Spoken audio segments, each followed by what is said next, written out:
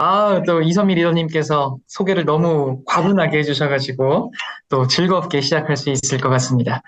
네, 저 현재 본사에서 홈택 담당하고 있는 허일무 강사라고 하고요. 제가 우선 강의 자료 공유 먼저 하겠습니다. 네, 강의 자료는 제가 공유를 했고요. 어, 오늘 이렇게 저녁 교육을 준비를 하면서 제가 다음 달 교육 자료도 좀 준비할 것들이 많이 있어서 오랜만에 또 본사에 남아서 제가 지금 교육을 이렇게 진행을 하고 있는데 지금 본사는 굉장히 고요합니다. 지금 밖에는 이제 청소해 주시는 분들이 막 도착을 하신 것 같은데요. 아마 지금 본사 사무실은 저밖에 없는 것 같습니다. 어찌 보면 좀 리더님들과 좀 데이트하는 느낌으로 오늘 1시간 동안 즐겁게 할 수 있을 것 같은데 오늘 이스프링 얘기할 겁니다. 저도 지금 옆에 이렇게 이스프링 물도 떠왔고, 많은 리더님들이 물 한 잔 옆에 떠놓고 이렇게 지금 강의 듣고 계실 텐데요. 네, 이스프링 같은 경우는 사실 뉴 이스프링 작년에 출시가 되기 전부터 이전 이스프링부터 정말 오랫동안 우리에게 사랑을 받고 있고 우리가 또 사랑하고 있고 많은 분들에게 전달을 하고 있는 제품인 만큼 많은 분들이 이미 이스프링에 대한 기본적인 지식이라던가 그 중요성, 필요성은 알고 계실 거라는 생각이 듭니다. 저 같은 경우는 그래서 오늘 뭔가 완전한 뭔가 새로운 내용이 있더라라는 것보다도 우리가 알고 있다고 생각하는 요 이스프링 내가 좀 어떻게 정리를 해서 소비자분들에게 전달을 할 때 조금 더 효과적으로 전달할 수 있을지 그런 것들 위주로 제가 한번 정리를 해보는 시간 가져보도록 하겠습니다. 일단 리더님들에게 이 질문 먼저 드려야 할 것 같습니다. 이 물이란 거, 물이 뭐고, 물이 어떻게 우리 몸에서 작용을 하고, 우리가 일상을 생활하는 데 있어서 물 섭취가 얼마나 중요한지 소비자분들에게 어떻게 전달하고 계신가요? 어떻게 말씀하고 계신가요? 아마 많은 분들이 당연히 물이란 게 우리 몸속에 뭐 70% 이상을 차지하고 우리 몸속에 정말 많은 역할을 하고 영향을 주고 이런 물이 우리 몸속에 부족했을 때 뭔가 안 좋은 영향들이 나타날 수 있고 그렇기 때문에 물을 잘 마셔야 한다. 이렇게 잘 설명하고 계실 겁니다. 근데 내가 이렇게 물의 필요성을 말씀을 하셨을 때 내 얘기를 듣는 소비자분들의 입장, 소비자분들의 반응은 어떠셨을까요? 우리 얘기를 들었을 때, 와, 맞아, 와, 물 진짜 잘 마셔야겠다, 라는 반응이 나오기는 쉽진 않을 것 같아요. 무슨 말이냐면은, 내가 물의 중요성을 말을 했지만, 내가 말한 요 내용은 이미 소비자분들도 알고 계실 만한, 그렇게 너무나 많이 전달이 되고 전파가 된 내용일 수 있겠다라는 거죠.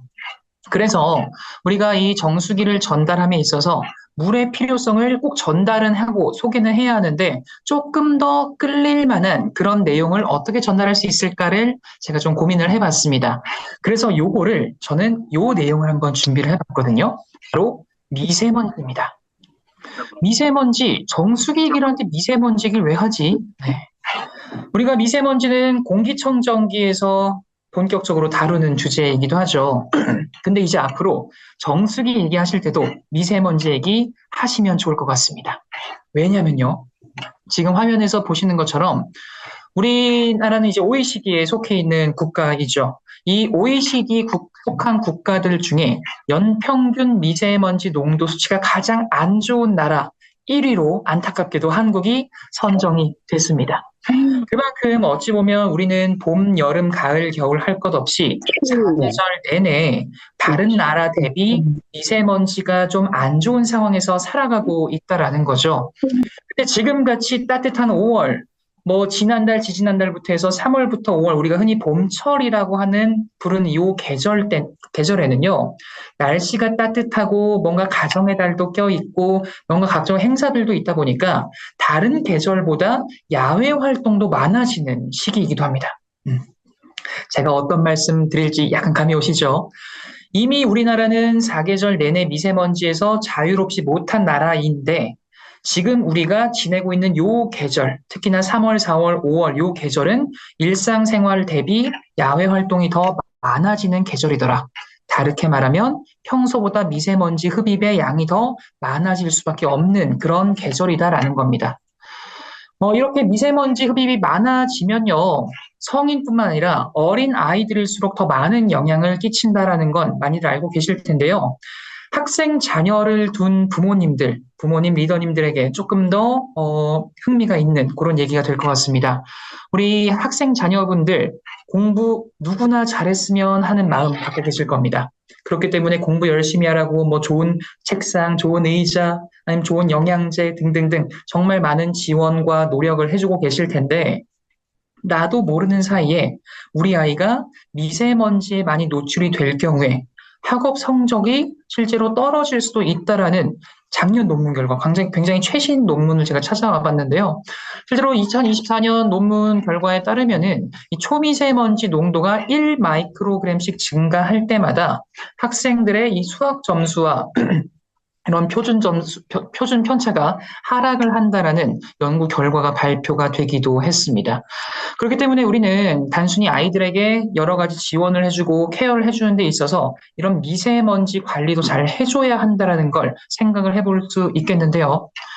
그럼 어린 아이부터 나이가 들고 있는 이런 성인들까지 미세먼지 관리는 정말 필수적이다. 하지만 우리가 지금 지내고 있는 이 5월은 어쩔 수 없이 다른 계절보다 미세먼지를 조금 더 흡입을 할 수밖에 없는 야외 활동이 많은 계절이기도 하다라는 그 개념을 좀 탑재를 해주시면은 우리가 정수기, 이 물의 섭취의 필요성을 말씀하실 때 조금 더 도움이 되실 것 같습니다. 이 미세먼지가 우리 몸속에 들어왔을 때 다양한 영향을 줄 수가 있는데요. 일단 뭐 여러 가지 증상들 중에 기침이 날 수도 있고 가슴이 답답하고 뭐 호흡곤란부터 피부가 가렵거나 눈이 건조해질 수 있는 여러 가지 증상을 보일 수 있다라고 합니다. 이제 여기서 제가 왜 정수기를 얘기하는데 미세먼지 얘기를 지금까지 했는지 답이 나올 텐데요.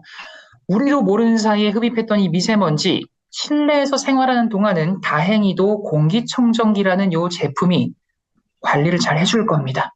하지만 야외 활동이 많은 요 시즌에 내 몸속에 이미 어쩔 수 없이 들어온 미세먼지 잘 배출해주는 것도 중요할 겁니다.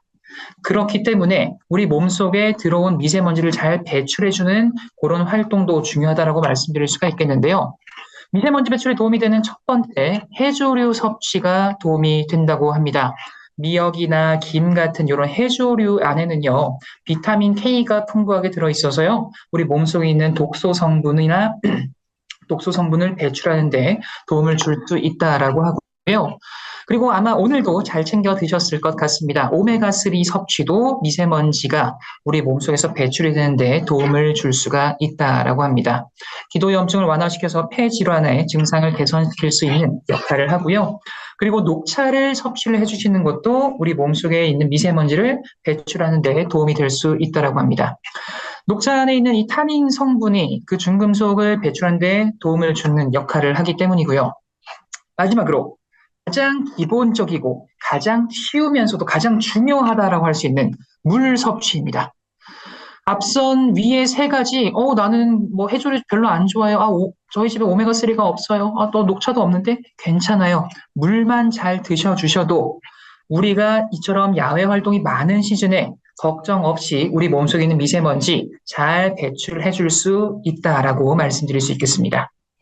이렇게 단순히 많은 소비자분들이 이미 알고 있는 내용, 뭔가 이래서 물 마셔야 됩니다라는 것보다도 우리가 지금 하루하루 살아가고 있는 요 날들에 좀 집중을 해서 요새 미세먼지, 봄철에 뭐 황사부터 미세먼지까지 많이 몰려온다고 하잖아요. 근데 날이 따뜻하다 보니까 야외 활동도 많이 하시죠. 그러다 보니까 나도 모르는 사이에 야외 활동하면서 우리 몸속에 미세먼지가 많이 들어올 수도 있습니다. 그렇기 때문에 우리 몸에 있는 미세먼지도 잘 배출해주는 게 요즘 같은 시기는 굉장히 중요해요. 그런데 미세먼지 배출해주는 데 도움이 되는 게 요런 것들이 있는데 가장 쉽고 가장 편하면서도 효과적인 게 물 많이 마시는 거라고 하더라고요. 그래서 요즘 같은 때 특히나 물 잘 섭취해 주셔야 돼요. 이런 식으로 말씀해 주시면은 맞아, 안 그래도 나 지난 주말에도 아기 데리고 공원 갔다 왔는데 날이 조금 뿌해가지고 걱정이 됐는데 우리 애한테 오늘 저녁에 물 한 잔 더 많이 마시라고 말해줘야겠다. 이런 생각이 또 들 수도 있을 겁니다.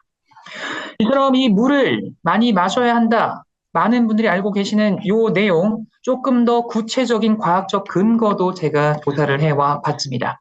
물 마셔라. 왜 마셔야 되냐면 하면서 과학적 근거를 제가 찾아봤는데요. 첫 번째, 신장 결석을 예방을 하고 혹시라도 신장 결석을 앓으셨던 분들의 재발에도 굉장히 감소하는 데 많은 역할을 줄 수 있다라고 합니다. 하루 8잔 정도, 2리터 정도라고 합니다. 하루 8잔 정도를 꾸준히 물을 섭취를 해주신 분들은요, 신장 결석의 재발률이 굉장히 현저히 줄어들었다라고 하고요. 그리고 남녀노소 아마 누구나 관심 있으실 만한 체중 감량에도 실질적인 효과를 볼 수 있다라는 연구 결과가 발표가 됐습니다. 하루 6잔 정도를 꾸준히 섭취를 해 주시는 그런 그룹에서 체중 감량 효과를 봤고요. 그리고 식사 전에 500ml 정도를 미리 섭취를 하면은 과식을 또 예방을 하면서 최대한 111칼로리 정도도 줄일 수 있다라는 연구 결과가 발표가 됐습니다. 이뿐만 아니라 만성 질환 관리와 예방 효과도 있는데요. 두통이 평소에 있으셨거나 아니면 당뇨가 있으신 분들도 물을 꾸준히 섭취를 잘 해주시면은 그렇지 않은 그룹보다 물을 마신다고 해서 완전히 낫습니다. 요거는 아니겠죠. 하지만 확실한 그 예방의 효과라던가 개선의 효과는 기대해 볼 수가 있다라는 거. 이처럼 다양한 근거로 우리는 물을 마셨을 때 우리 몸에서 정말 많은 도움을 받을 수 있다라는 걸 확인할 수 있었습니다. 그렇다면은 우리가 이 물 섭취의 중요성은 알았으니까 이제 어떤 물을 마셔야 할까? 그거에 대한 이야기를 한번 나누어 봐야 할 것 같은데요. 어떤 물을 마시는 게 좋을까요? 리더님들, 채팅 한번 남겨주시겠어요? 어떤 물을 마시는 게 좋을까요? 제가 답을 먼저 말씀드리기 전에. 사실 답을 말한다라는 것도 이상할 수 있습니다. 물이란 건 기본적으로 안 마시는 것보단 당연히 좋은 거고요. 우리 예선이 리더님께서 미네랄이 풍부한 물, 우리 황영림 리더님 이스프링물 좋습니다. 바로 그냥 딱 직진으로 이스프링으로 가주셨습니다. 저도 요 따봉 하나, 네, 따봉이 지금 많이 달리고 있네요. 맞아요. 미네랄이 풍부하고 또 한마디로 정의하면 결국엔 이스프링물, 또 필터링이 잘 된 물, 우리 하원장 리더님 같은 경우도 미세 플라스틱이 없는 물, 네, 용존산소도 나왔습니다. 좀 전문적인 용어도 나오고 있고요. 이처럼 사람들마다 제가 이걸 왜 여쭤봤냐면요. 사람들마다 이 좋은 물이라고 하는 이 기준이라고 할까요? 요거는 조금씩 다를 수 있다는 겁니다. 그래서 내가 생각하는 좋은 물의 조건, 기준과 이 사람이 생각하는 좋은 물의 조건과 기준이 다를 수 있기 때문에 우리가 먼저 큰 기준을 제시해 주시는 것도 도움이 될 수 있다는 겁니다. 무슨 말이냐면은 올해 2025년 저한테는 개인적으로 조금 이제 좀 뜻깊은 해라고 좀 말씀을 드릴 수가 있는 게 2025년이 제가 이제 이 정수기 업계에 발을 들여놓은 지 10년 차가 되는 해입니다. 벌써 정말 많은 분들을 만나 뵙고 많은 제품부터 많은 이슈들까지 많은 이야기를 정수기에 관해서 나누었던 게 이제 10년이라는 시간이 흘렀는데요. 제가 처음에 이 정수기 관련 강사 생활을 시작을 했을 때와 지금 이 정수기 시장에 대해서 이야기를 할 때 달라진 점이 있어요. 뭐냐면요. 정수기의 필요성을 말할 때 그 나오는 이슈가 물질입니다. 무슨 말이냐면은 제가 2016년도만 해도 이 정수기의 필요성 왜 써야 되나 이런 것들을 말할 때 빠지지 않고 나왔던 게 녹물, 염소, 중금속, 특히나 2010년대 후반의 경우에는요, 붉은 수돗물로 굉장히 이슈가 됐었고, 또 2020년대 초반에는 또 과불화화합물이라는 물질도 이슈가 됐었습니다. 근데 지금은요, 녹물, 염소, 중금속, 요거는 당연히 기본 베이스로 나오기도 하는데, 추가가 된 것들이 꽤 있다라는 거죠. 네이버나 구글에 정수기 또는 수돗물, 이런 물 관련 키워드를 검색을 한번 해보십시오. 요즘 나오는 키워드들이 아마 눈에 띄는 것들이 있을 겁니다. 대표적인 게 미세 플라스틱이 될 수 있을 거고요. 또 잔류의약품이란 게 될 수도 있을 거고요. 아까 잠시 이야기가 나왔던 과불화 화합물이 나오기도 할 겁니다. 이처럼 불과 10년 전에는 그리 이슈가 되지 않았었던, 근데 분명히 세상에 존재했었을 거란 말이죠. 근데 10년이 지난 지금 사람들이 말하는 이 물을 관련해서 이야기할 때 이야기하는 그런 키워드들이 조금씩 달라지고 있다는 겁니다. 그래서 이런 시대의 흐름을 리더님들이 알고 계시고 이런 지금 시대에 더 이슈가 되고 신경 써야 하는 물질들이 이런 겁니다라는 걸 우리가 먼저 소비자분들에게 그런 배경 지식을 전달을 하고 소개를 할 경우에 아, 그렇구나. 맞아. 나도 안 그래도 요거 뉴스에서 본 적 있는데 아, 이젠 정수기 볼 때 이런 것도 내가 신경 써야겠네가 될 수 있다라는 거죠. 그런 관점에 봤을 때 우리 이스프링은 정말 이 시대에 맞는 가장 적합한 정수기라고 말씀을 드릴 수가 있겠는데요. 일단 그럼 제가 말씀드렸던 이런 각종 물질들 조금 더 디테일하게 보도록 하겠습니다. 첫 번째는 잔류의약품입니다. 같은 경우는 지금 이제 딸이 30개월이다 보니까 정말 뭐 봄, 여름, 가을, 겨울 할 것 없이 감기를 아이가 달고 삽니다. 콧물이 자주 나는데 그렇다 보니까 집에는 뭐 약이 항상 좀 구비가 되어 있어요. 근데 이제 아이가 안 아프면은 굳이 또 약을 먹일 필요는 없다 보니까 집에 쌓이는 먹지 않는 약들도 꽤나 지금 많이 있기도 합니다. 리더님들 역시 아이가 뭐 어리든 크든 아니면 그냥 성인들만 살고 계신 리더님들이시든 집에 남는 약 분명히 한두 개씩은 있으실 텐데요. 한번 내가 마음 먹고 정리해야지 하고 정리할 일이 있으실 때 어떻게 폐기를 하나라고 우리가 나의 생활을 돌이켜보면은 아마 많은 비율로 그냥 쓰레기통에 버리시거나 아니면은 뭐 물약 같은 경우는 뭐 변기통, 싱크대에 그렇게 버리신 적 많이 있으실 겁니다. 저 역시도 그랬었고요. 왜냐면요, 사실은 어떻게 버려야 되는지 이걸 심지어 그냥 버리면 안 되는지 모르시는 분들도 많이 계실 거란 생각이 듭니다. 하지만 이런 남은 약들, 잔류의약품들이 그냥 일괄적으로 폐기가 됐을 때 이게 어디로 흘러가고 어떻게 다시 돌아올 수 있는지를 알고 나시면은 이제 그냥 마음 별 생각 없이 버리지는 못하실 것 같은데요. 이거 관련 준비된 영상이 있으니까 짧게 보고 넘어가도록 하겠습니다.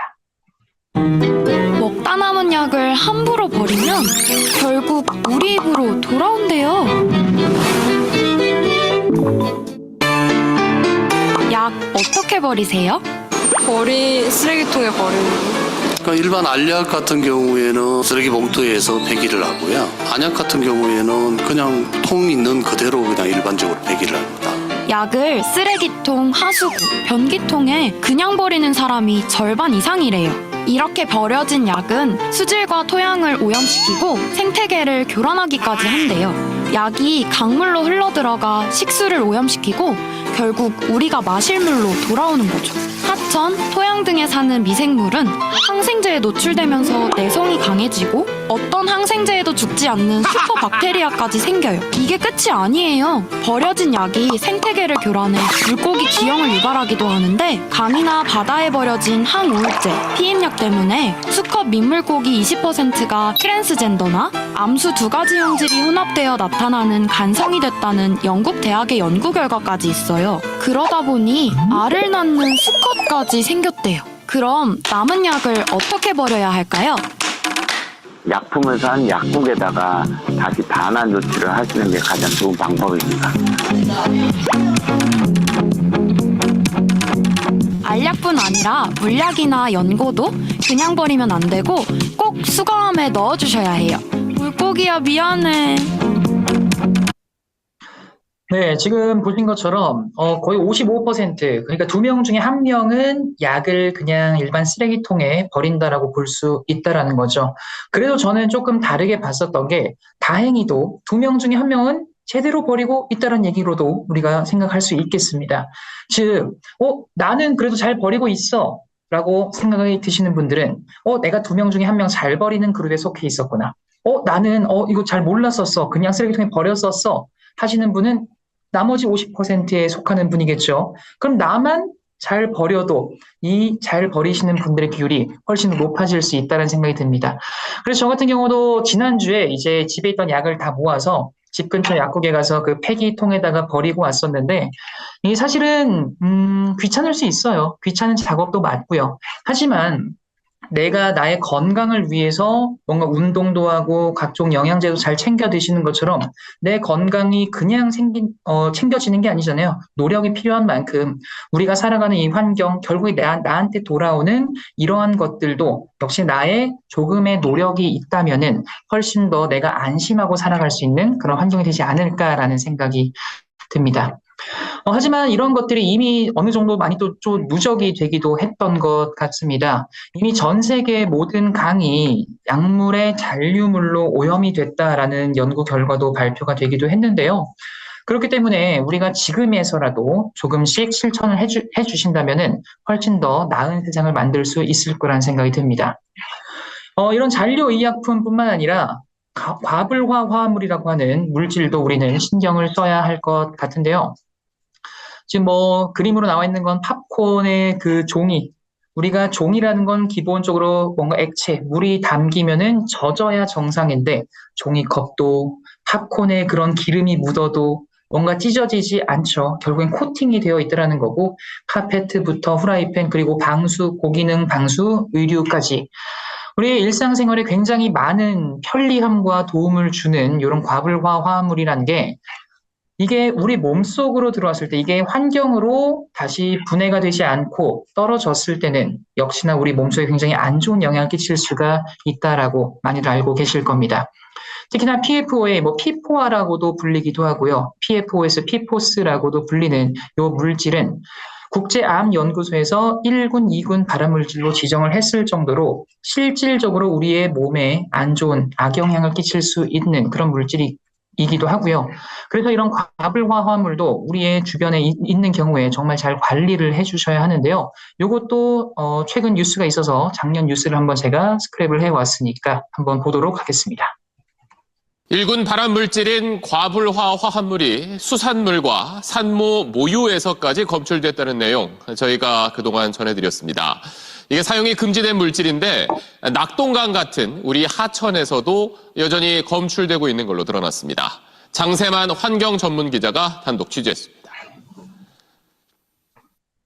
의류용 발수 코팅제를 만드는 경기도의 한 공장입니다. 1군 발암물질인 과불화 화합물 PFOA를 원료로 쓰다가 지난 2019년 사용이 금지된 이후론 대체 물질로 제조하고 있습니다. 그런데 환경과학원과 대학 연구팀이 공장 안 수질을 검사해 보니 원료로 안 쓰고 있다는 과불화 화합물 PFOA가 고농도로 검출됐습니다. 공장이 과불화 화합물을 몰래 원료로 쓰기라도 한 걸까? 이유를 따져보니 공장이 쓴 원료는 과불화 화합물의 전 단계인 전구체. 변형될 수 있는 중간의 물질을 전구체라고 저는 알고 있고요. 지금 유통이 허가되어 있는 것들 사용을 하고 있습니다. 합법적 원료지만 이게 제조 공정을 거치면서 금지 물질로 화학 변화를 일으키는 걸로 드러났습니다. 전구체 물질을 계속적으로 사용하면 규제 대상 물질로 변환되기 때문에 원래 우리가 규제를 하는 그 목적에는 전혀 기여가 되지 못하고 있는. 실제로 제조 공정 후 전구체 농도는 200분의 1로 줄어들고 대신 과불화 화합물 PFOA가 4배로 늘어난 걸로 조사됐습니다. 근처 하천도 조사해보니 공장과 가까울수록 과불화 화합물 농도가 높아진다는 사실도 확인됐습니다. 영남 지역 식수원인 낙동강도 이런 위험에 노출돼 있습니다. 연구팀의 샘플 조사 결과 낙동강 인근 업체도 과불화 화합물의 전구체를 사용하는 문제를 똑같이 안고 있는 겁니다. 어떠한 전구체들을 사용하고 있는지, 어떠한 형태로 또 배출되고 위탁 처리되는지 전반적인 과불화물 실태 조사 등이 좀 필요할 거라고 생각이 듭니다.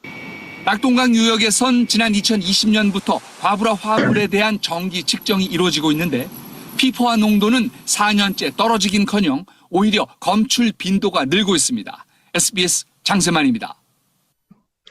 네, 이렇게 실질적으로 우리가 식수원으로 이용을 하는 이런 하천에도 오염이 됐다라는 이런 뉴스를 볼 때면 많은 분들이 걱정이 되고 또 우려가 되는 것도 사실일 겁니다.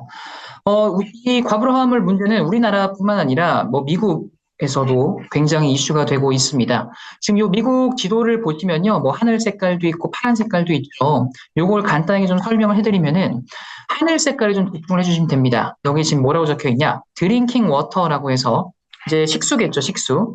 above proposed limit이라고 해서 이 식수의 오염 한계치를 넘은 것들, 과불화 화합물 수치가 넘은 것들을 하늘색으로 표시를 해 놓은 겁니다.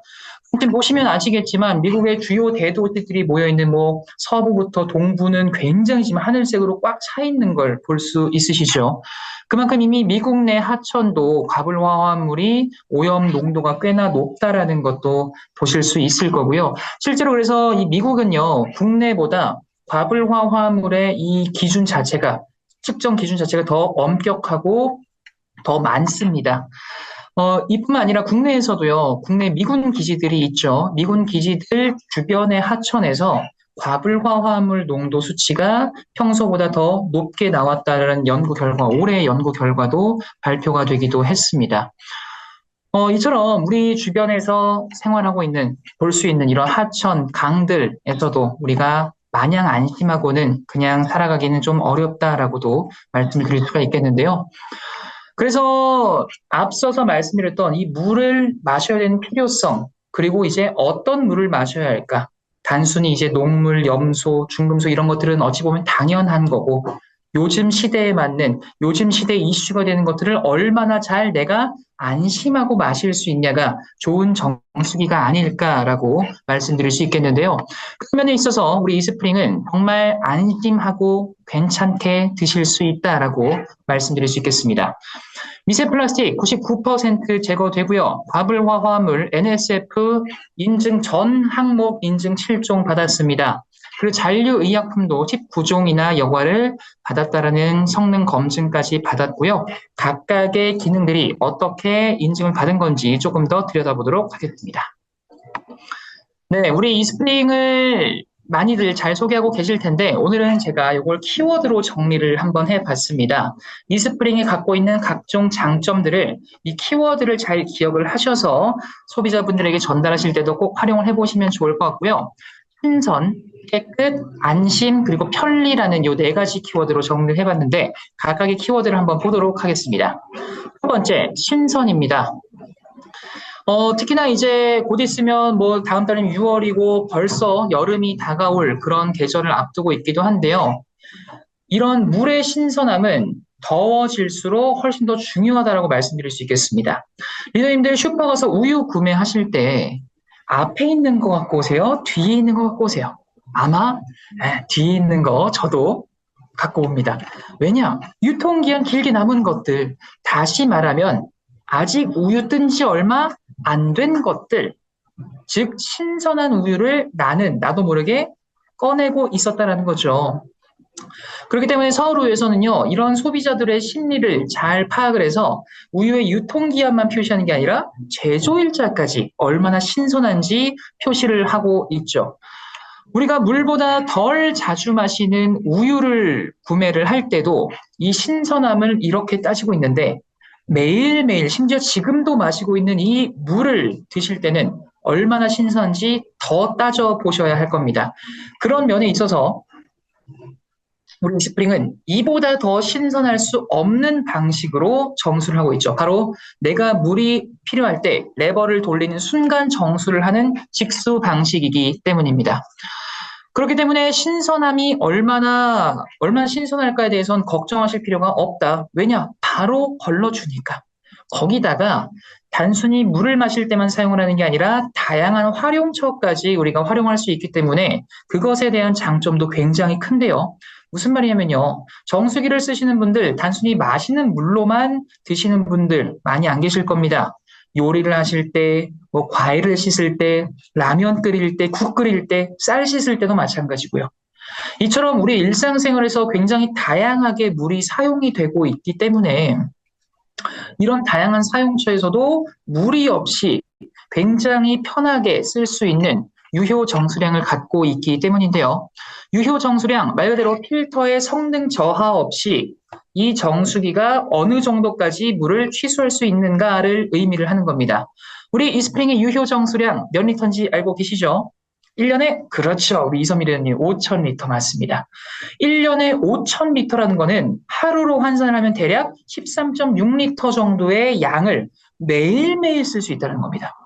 다시 한번, 이스프링을 사용하시면요. 13리터라는 양을요. 매일매일 쓰셔도 이 필터의 성능 저하 전혀 없이 1년 동안 쓰실 수가 있다는 겁니다. 제가 이걸 왜 강조를 드리냐면요. 보통 제가 다른 회사 언급하고 이런 거는 이제 안 되겠지만 일반적으로 다른 것들 한번 보시면 쉽게 공감이 되실 거예요. 결국 필터 교체 주기가 유효 정수량과 꽤나 상관이 있다라고 말씀드릴 수 있겠는데 일반적으로 필터 교체 3개월짜리도 있고 6개월짜리도 있습니다. 그 말인즉슨 그 정도 기간이 지나면은 필터 성능이 저하될 수 있어요라는 거죠. 근데 우리는 1년 동안이나 필터 성능 저하 없이 쓸 수 있고 하루에 13리터라는 충분한 양으로 음용수뿐만 아니라 세척을 하든지 조리를 하든지 정말 다양한 환경에서까지 사용을 할 수 있는 그런 방식으로 제품이 제작이 되고 있다라는 거 꼭 기억을 해주시면 좋을 것 같고요. 이렇게 신선함을 베이스로 해서 정수기의 가장 기본이자 또 핵심이라고 할 수 있는 깨끗함까지 당연히 잡은 제품이죠. 우리 이스프링이 정수를 하는 그 방식은 큼지막하게 보면은 두 가지 방식이라고 보시면 되겠습니다. E3 카본 필터가 있고요. 여기서 1차적으로 정수가 되고 그 다음에 UVC LED에서 살균 과정까지 끝나고 이제 우리의 컵으로 출수가 되는 건데요. 이걸 조금 더 디테일하게 보면은 우리는 총 4단계의 정수 과정을 거친다라고도 말씀드릴 수 있겠습니다. 어떻게 4단계지? 네, 요거의 힌트는 E3 카본 필터에 있습니다. 리더님들, 우리 뉴 이스프링으로 출시가 되면서 이 압축 카본 필터가 E3 카본 필터라는 이름을 또 달고 나왔죠. 우리 E3에서 E3가 뭘 의미하시는지 다들 알고 계시죠? 이스프링의 E. 네, 이스프링의 E. 요거 E인가요? 네. 그리고 세 가지의 레이어, 세 가지의 단계를 거쳐서 정수가 된다 해서 E3 카본 필터입니다. 이 각각의 E3 카본 필터가 갖고 있는 필터링의 역할을 조금 더 디테일하게 보도록 하겠습니다. E3 카본 필터의 첫 번째, 바로 프리필터입니다. 프리필터 이름 익숙하시죠? 공기청정기에서 많이 보시고 또 익숙하게 들어보셨을 단어입니다. 이 프리필터 같은 경우에는 공기청정기에서도 1차적으로 큰 먼지들을 걸러주면서 뒤쪽에 핵심이 되는 것들을 더 역할을 잘하게 1차 방어선 역할을 하는 필터였죠. 정수기에서도 마찬가지입니다. 1차적으로 큰 입자, 퇴적물, 모래 같은 이런 침전물을 먼저 제거를 해주는 역할을 통해서 뒤쪽에 핵심이 되는 안쪽으로 갈수록 핵심이 되는 이 필터들의 보호막 역할을 한다고 보시면 되겠고요. 요 프리필터를 거친 물은 두 번째 레이어인 디펜스 가드로 전달이 됩니다. 디펜스 가드, 뭔가 이렇게 막아주는 느낌이 나죠. 디펜스 가드. 네. 이 디펜스 가드 같은 경우도 역시나 가장 안쪽에 있는 카본 블럭의, 요 압축 카본 블럭의 보호막, 방패막 역할을 한다고 보시면 되겠는데요. 이 디펜스 가드에서 걸러내는 대표적인 물질이라고 할 수 있는 건 앞서서 이야기 나눴던 미세 플라스틱, 그리고 포낭이라는 바이러스도 여기서 걸러지게 됩니다. 미세 플라스틱, 저는 여기서 리더님들이 세 가지를 알고 가시면 좋을 것 같은데요. 일단 기본적으로 미세 플라스틱, 이제 소비자분들에게 말씀하실 때 정수기를 보실 때 미세 플라스틱을 걸을 수 있냐 없냐를 꼭 보시기 바랍니다. 그 말을 하시기 바랍니다. 그런데 요 얘기를 했더니 어떤 소비자분이 제가 어떤 회사 거 봤는데 거기도 미세 플라스틱 걸러주던데요. 오케이. 그럼 우리 이제 한 발짝 더 들어갈게요. 두 번째. 미세 플라스틱 일단 걸러주면은 괜찮은 정수기가 맞아요. 근데 그러면요, 그 미세 플라스틱 인증을 어디서 받았는지도 한번 확인해 보시기 바랍니다. 이게 무슨 말이냐면요. 공기도 그렇고 물도 그렇고요. 이런 공기질, 수질을 테스트해주는 시험기관들이 정말 많습니다. 물론 그런 기관들 다 각각의 전문성을 갖고 있고 충분한 신뢰성도 갖고 있습니다. 하지만 제가 드리고 싶은 말씀은 뭐냐면요. 이게 내가 사서 누구 주는 것도 아니고 내가 쓸 거잖아요. 그럼 이왕이면 더 안심할 수 있는 그런 제품이면 더 좋지 않을까. 그런 의미에서 어디서 인증을 받았냐가 상당히 중요할 수 있을 것 같습니다. 왜냐면요. 어느 기관에서 인증을 받았대요 라고 들었는데 처음 들어보는 기관이고 얼마나 전문성 있는지도 잘 감이 안 와요. 이름만 들었을 때는. 그런데 이스프링 같은 경우에는요. 한국뿐만 아니라 미국을 가든 홍콩을 가든 중국을 가든 일본을 가든 유럽을 가든 어디서나 이 이름만 들어도 그 기관 정말 물 관련 정수기 관련해서는 정말 인정받고 그런 권위가 있는 기관이지라고 인정이 되는 그 기관인 NSF에서 인정을 받았기 때문입니다. 이렇게 한번 표현을 해볼까요? 우리가 밥 먹으러 식당을 갔어요. 식당을 갔는데 어떤 식당에는 미슐랭 마크가 붙어 있습니다. 또 어떤 식당에는 약간 뭐 그 동네 여기 압구정동에 맛집 인증 마크 이런 게 붙어 있어요. 둘 다 뭔가 맛집이라는 인증 마크긴 하죠. 하지만 누구나 아마 미슐랭이 붙어 있는 그 식당이 조금 더 맛있을 것 같고 외국인이 보더라도 요 식당 미슐랭 받았네라고 쉽게 인지가 가능할 겁니다. 정수기에서 요 NSF는 그런 기준을 갖고 있다라고 보셔도 괜찮다라는 겁니다. 그렇기 때문에 1차적으로 미세 플라스틱 인증받았어요? 좋아요. 근데 어디서 인증받았어요? 저희는 NSF에서 인증받았거든요. 어디서 인증받았는지도 꼭 확인해 보시기 바랍니다. 그런데 소비자분이 이렇게 말씀하세요. 제가 본 거 그 NSF에서 인증받았다 그랬어요. 오케이. 그럼 우린 한 발짝 더 들어가시면 됩니다. 그때는. 그쵸. 정말 많이 알아보셨네요. 그러면요, 이 미세 플라스틱이 그 제품이 몇 프로나 걸러낼 수 있는지도 한번 확인해 보셨나요? 까지 들어가시면 이제 완벽합니다. 왜냐면요, NSF에서 일단 인증받기가 굉장히 까다롭습니다. 어렵습니다. 그렇기 때문에 NSF 인증 마크가 있다는 것 자체가 자랑거리인 건 오케이, 인정. 그런데 미세 플라스틱이 걸러지는 요 비율이 어느 정도가 되면 인증을 받을 수 있냐면요, 85%의 이상의 제거율을 보이면은 NSF에서 요 제품 미세 플라스틱 걸러낼 수 있습니다라는 인증을 해줍니다. 그래서 우리는 85%라는 건 15% 정도는 그럼 남아있다라는 얘기잖아요. 아메이는 그걸 용납할 수 없어. 조금 더 가볼게요 해서 저희는 99%까지 미세 플라스틱 제거율을 인증을 받았다라는 거죠. 그렇기 때문에 이제 미세 플라스틱을 얘기를 하실 때 단순히 미세 플라스틱 99% 걸러냅니다 라고만 말씀하시는 게 아니라 미세 플라스틱을 걸러내는지, 그리고 이걸 어디서 인증을 받았는지, 그리고 얼마나 인증을 받았는지까지 설명을 해주신다면은 이 미세 플라스틱에 관련한 요 특징을 훨씬 더 강하게 어필하실 수 있을 거란 생각이 듭니다. 네, 이렇게 이제 디펜스 가드에서 핵심이 될 수 있는 미세 플라스틱에 관한 이야기 잠깐 해드려 봤고요. 마지막 레이어는 이제 카본 블럭입니다. 우리가 압축 카본 활성탄이라고 이미 기존 이스프링에도 적용이 됐었던 굉장히 핵심이 되는 필터였죠. 이 압축 카본에서는 우리가 걱정하는 대부분의 물질들이 이쪽에서 걸러진다라고 보시면 되겠습니다. 기존 이스프링의 경우는 140여 가지 항목을 걸러냈었는데 뉴 이스프링에서는 30여 가지나 더 추가가 된 170여 가지 항목을 걸러낼 수 있게 더 업그레이드가 됐죠. 이 압축 카본의 특징이라 함은 흡착과 여과를 동시에 할 수 있는 그런 역할을 할 수 있는 필터링을 갖고 있다가 또 특징이 될 수 있겠습니다.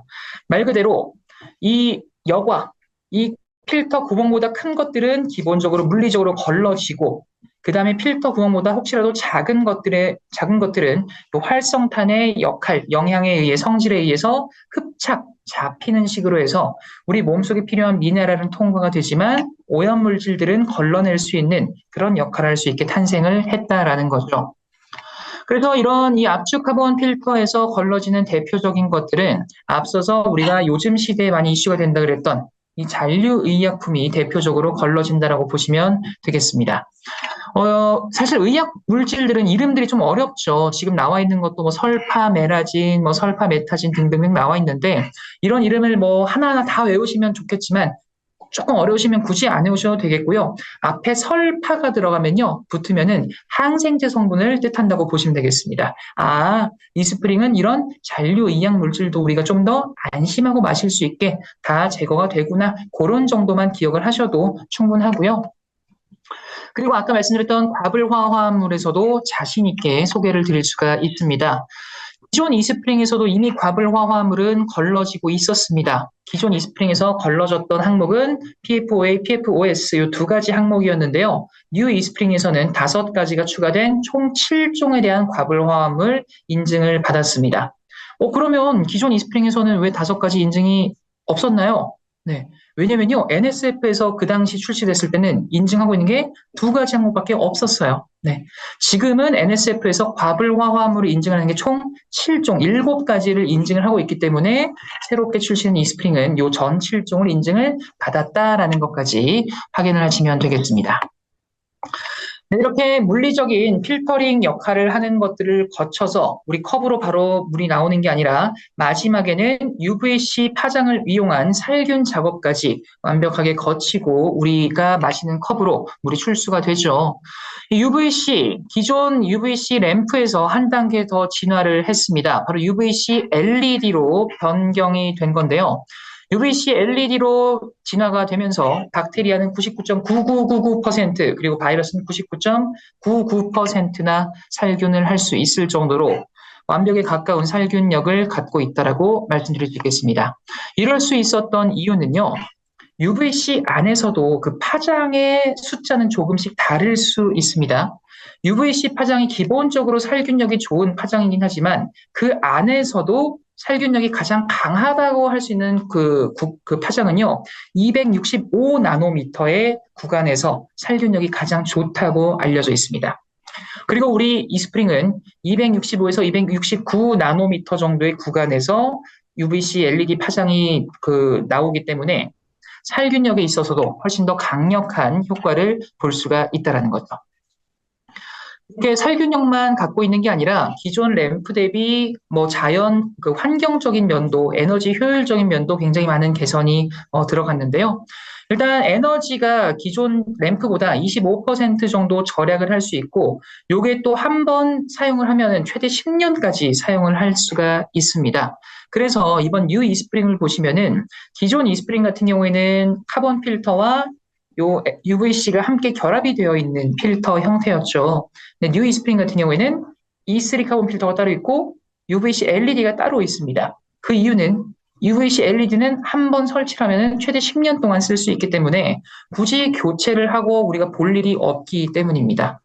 그렇기 때문에 단순히 10년 써서 좋네, 요거를 조금 더 깊이 들어가면은 요걸 매년 폐기를 하지 않기 때문에 환경에도 이런 뭔가 폐기물도 나오지 않기 때문에 환경에도 도움을 줄 수 있겠구나라는 걸 우리는 생각을 해보실 수 있겠죠. 이처럼 UVC LED로 진화를 하면서 환경까지 생각하는 그런 제품으로 탄생을 하게 됐고요. 그리고 아까 말씀드렸던 요 미슐랭 마크 다시 한번 나왔습니다. 우리는 안심을 할 수 있는 각종 인증까지 받았기 때문인데요. 우리가 아무리 이런 이 이스프링 제품이 좋은 걸 알고 내가 자랑을 많이 한다고 하더라도 누군가는 이렇게 생각할 수 있습니다. 자기네 회사 거는 당연히 자기네가 좋다고 그러지 않겠어? 자기네 거 안 좋다고 그런 사람이 어딨어? 라고 생각을 할 수도 있다는 거죠. 그렇기 때문에 우리 입에서 우리 거 이래서 좋아요라고만 말하는 게 아니라 요런 기능은요, 요런 항목은요, 요 기관에서 이런 인증을 받았기 때문에 안심하고 더 믿고 쓰실 수 있습니다. 라고 그렇게 신뢰를 할 수 있는 그런 인증을 받았다라고 말씀드릴 수가 있겠습니다. 그 기관이 아까 말씀드렸던 바로 NSF라고 다시 한번 강조드릴 수가 있겠고요. NSF 같은 경우는 기존 이스프링에서도 워낙 강조가 많이 됐었고 어떤 항목에서도 인증을 받았는지 너무나 익숙하실 겁니다. 42항목, 53항목, 그리고 OOB 항목, 401 항목까지 U 이스프링에서도 동일하게 인증을 다 받았고요. 42항목 같은 경우에는 다들 아시다시피 기본적인 맛이나 냄새, 그리고 재질의 소재의 안전성 이런 것들을 인증을 받은 걸 42항목 가장 기본적인 인증이겠죠. 53항목은 이제 오염 물질에 대한 인증이라고 보시면 되겠습니다. 과불화 화합물부터 마이크로시스틴 같은 이런 각종 오염 물질에 대한 인증을 우리는 53항목에서 취득을 한 거고요. 55B 항목 같은 경우는 UVC LED 요 살균에 대한 인증입니다. 참고로 우리 UVC LED 같은 경우에는요, 가정용 정수기에서 이 UVC LED가 세계 최초로 55B 항목을 받은 회사이자 제품이 우리 아메이듀 이스프링이라는 것도 한번 슬쩍 말씀을 드려봤습니다. 그리고 401 항목 같은 경우에는 이제 시대가 변하면서 새롭게 이런 것들 이슈가 돼요. 몸에 안 좋아요. 신경 써야 돼요. 추가가 되는 항목들이 있겠죠. 이런 신종 오염 물질들에 대한 인증이라고 보시면 되겠습니다. 그래서 미세 플라스틱부터 잔류 의약품까지 이런 것들이 401 항목에 속한다라고도 보시면 되겠습니다. 이렇게 NSF를 통해서 소비자분들에게 한 번 더 안심할 수 있는 그런 믿음까지 드릴 수 있는 인증을 받은 제품이고요. 마지막은 편리성입니다. 이 편리라 함은 결국엔 실생활에서 내가 느끼는 감정이라고 말씀드릴 수 있겠습니다. 정수기에서 편리라 함은 우리가 1년에 한 번 정도는 신경을 써야 하는 바로 필터 교체를 말씀드릴 수가 있겠는데요. 이 뉴 이스프링 같은 경우에는 기존 이스프링을 쓰셨던 소비자분들 또는 다른 회사 걸 쓰셨던 소비자분들, 우리 이스프링의 필터 교체를 한번 보시면은 굉장히 만족도가 높으실 것 같습니다. 굉장히 쉽기 때문이죠. 저희 어머니 같은 경우에는 지금 이제 이스프링을 사용하고 계시는데 예전에는 다른 회사 제품을 쓰셨었어요. 그때 이제 렌탈료를 조금 절약하신다고 자가관리 필터를 요금제를 쓰셨었거든요. 자가관리 요금제라 하면 말 그대로 뭔가 관리 요원분이 오셔서 교체를 해주시는 게 아니라 택배로 내가 필터를 받아서 알아서 교체를 하는, 대신 렌탈료는 조금 저렴하게 해주는 그런 방식이죠. 그런데 어머니가 교체를 할 때마다 저한테 연락을 하셔가지고 일무액은 어떡하니 뭐 저쪽하니 너무너무 어려워하셨어요. 그만큼 사실은 쉽다고 말하는 것들도 누군가에게는 굉장히 어려울 수 있다는 건데 뉴 이스프링은 저희 어머니도 쉽게 진짜 보여드리던 야 이건 진짜 할만하겠다라는 얘기가 나올 정도로 간단하다라고 말씀드릴 수 있겠습니다. 이 뉴 이스프링 필터 교체 방법 1분 정도니까요. 간단하게 보고 넘어가도록 하겠습니다. 필터 교체하려면 필터를 보셔야겠죠. 커버를 열어주실 겁니다. 커버 여는 건 간단하게 잡고 놔두고 이런 거 없죠. 앞으로 살짝 잠겨주세요. 이렇게 커버 분리하겠죠. 필터 손잡이 들리면 자동으로 분리가 됩니다. 뚜껑 여시는 거는 뚜껑 열고 그냥 돌려줍니다. 지금 손잡이 대로 필터 그대로 펴주시고 들어가던 제품이다 보니까 다시 띄워주시고 내가 준비한 필터 넣고 정수장으로 돌려주시면 됩니다. 구멍만 뚫고 손잡이만 내려주시면 바로 커버만 다시 달아주시면 필터 교체가 완료가 됩니다. 굉장히 간단하죠. 네. 이거는 정말 기계치라고 생각이 드시는 분들에게도 너무나 간단하게 할 수 있는 그런 방법이기 때문에 특히나 저는 이제 또 오프라인 교육을 하다 보면은 우리 필터 교체 얘기만 나오면은 리더님들이 그렇게 좋아하세요. 이제 뭐 선 빼고 물 튀고 툭툭 치고 이런 거 안 해도 된다. 그게 너무 편하다. 그 말씀 참 많이 해주시는데 많은 분들이 이 필터 교체가 어찌 보면은 누군가에게는 정말 이 얼마나 오염물질을 잘 걸러내냐만큼 중요한 포인트가 될 수 있기 때문에 이런 편리한 필터 교체 방법도 잘 어필해 주시면 좋을 것 같습니다. 그리고 뉴 이스프링으로 탄생을 하면서 새롭게 출시가 된 어플도 있죠. 요거 아마 많이들 깔아서 활용도 하고 계실 것 같은데요. 바로 아메이 헬시 홈입니다. 기존에는 우리 앰모스피어 스카이에서만 적용이 되던 이 어플이 정수기까지 이제 영역이 확장이 됐다라고 보시면 되겠죠. 이 아메이 헬시 홈에서 확인할 수 있는 정보는 다양하게 있습니다. 기본적인 나의 제품의 상태, 지금 괜찮은지, 지금 필터는 몇 프로 남았는지, 그리고 내가 오늘 물은 몇 리터 썼고 일주일 동안 물은 몇 리터 정도를 또 마시고 사용을 했는지 이런 다양한 정보들까지 확인을 할 수가 있고 필터 교체법이나 이런 간단한 유지 관리에 관한 그 정보들까지 확인할 수 있기 때문에 아직 이 어플을 깔지 않으신 분들은 한번 깔아서 내 이스프링, 요 뉴 이스프링이랑 연결이 되는 겁니다. 내 이스프링과 함께 연결도 해서 한번 꼭 활용을 해보시기를 강력 추천드리도록 하겠습니다. 네, 이렇게 편리까지 한번 살펴봤고요. 아까 말씀드렸듯이 하루 13.6리터 충분하게 쓰실 수 있고 하루 1,000원 꼴로 이 정수기도 활용하실 수 있습니다. 우리가 생수를 13리터를 구매한다고 생각을 해보십시오. 1,000원으로는 택도 없겠죠. 하지만 우리는 훨씬 더 안심할 수 있는 그런 좋은 물을 하루 1,000원 꼴로 13리터라는 양을 충분하게 활용할 수 있는 그런 제품이다라고까지 말씀드릴 수 있겠습니다. 네, 이렇게 이스프링 가장 기본이 되는 신선함부터 그리고 깨끗, 안심할 수 있는 인증, 그리고 편리한 필터 교체와 어플 활용법까지 살펴보셨습니다. 우리가 그동안 쭉 나열식으로 알고 계셨던 요 지식들 이렇게 키워드화해서 소비자분들에게 전달하시면요. 말하기도 조금 더 수월하실 거고 듣는 입장에서도 훨씬 더 잘 쏙쏙 들어오실 거란 생각이 듭니다. 여기 키워드 잘 한번 활용을 해보시고요. 마지막으로 프로모션 안내만 간단하게 드리고 교육 마무리 짓도록 하겠습니다. 네, 다가오는 6월 달입니다. 6월 달에 이스프링 무이자 할부 프로모션 예정하고 있습니다. 무이자 10개월 가능하고요. 굉장히 10개월이면 무이자로서는 굉장히 큰 기간이라는 건 리더님들께서 더 공감하실 것 같습니다. 현대카드, 삼성카드, 신한카드, 롯데카드 요 4개 카드사 무이자 10개월 할부 가능하니까 혹시라도 주변에 이제 여름 다가오면서 물에 관심도 정수기에 관심이 높아지는 계절인 만큼 정수기 관심 있으신 분들에게 또 프로모션을 활용하셔서 많은 전달하시면 좋을 것 같고요. 그리고 앰모스피어 스카이가 스마트페이가 드디어 출시가 될 예정입니다. 6월 4일 날에 이것도 6월 달에 출시 예정이니까요. 이 스마트페이도 많은 관심 가져주시면 감사하겠습니다. 네, 오늘 그러면 제가 말씀드릴 건 이 정도면 될 것 같고요. 늦은 시간까지 많은 집중해 주셔서 감사했습니다. 전 나중에 또 좋은 교육으로 찾아뵙겠습니다. 고생했습니다.